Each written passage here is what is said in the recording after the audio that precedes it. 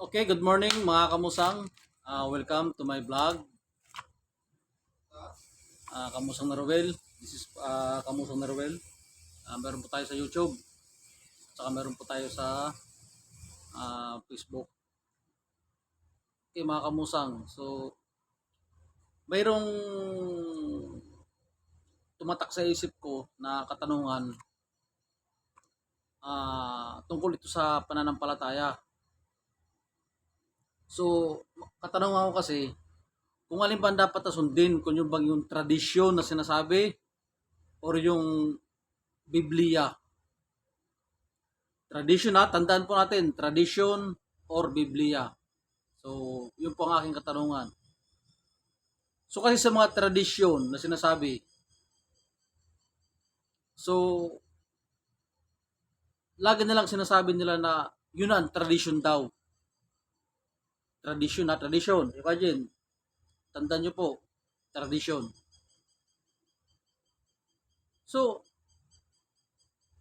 tumatak sa isipan ko, bakit sa tradisyon, maraming tradisyon kasi, mga tradisyon sa iba't ibang religion na wala naman sa Biblia. Halimbawa, kagaya ng Exodus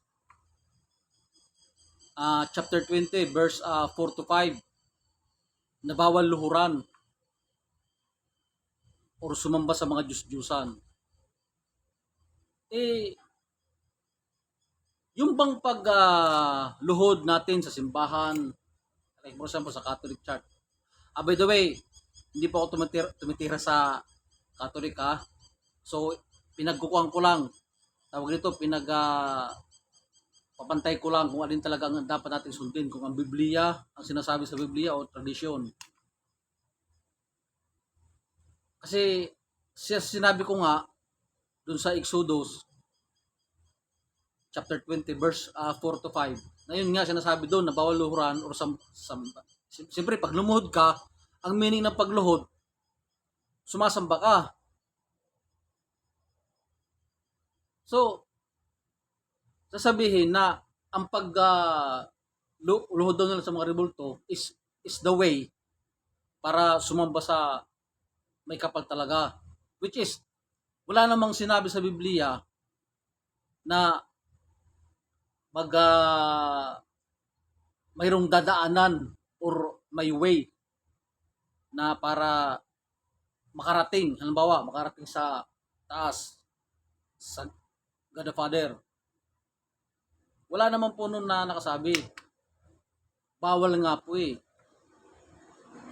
So, doon yun po yung katanungan ko kung talaga susundin. Pero para sa akin para sa akin, Biblia po ang susundin ko. Para sa akin So, sorry po sa mga kung tradisyon ang sa inyo, kasaysayan, I respect. Pero pinapaunawa ko lang po sa inyo na kaya po binigay ang Biblia kasi yun po ang salita ng ating Panginoon through Jesus Christ. Di po ba? So, sa pagsasaliksik ko, kung ano ba talaga yung totoo, kung dapat ba akong lumod sa mga rebulto, dapat ko bang punas-punasan ng mga rebulto,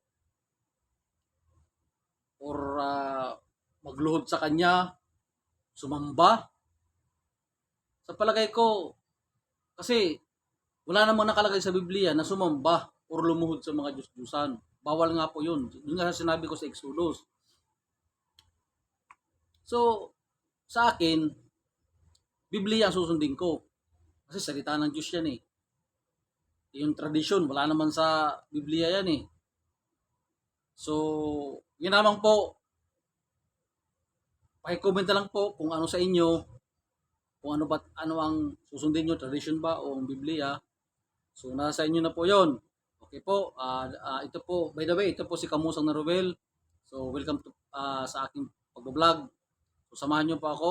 So, mag-comment po kayo, follow, and subscribe naman sa YouTube channel ko. Maraming salamat po. Have a blessed morning.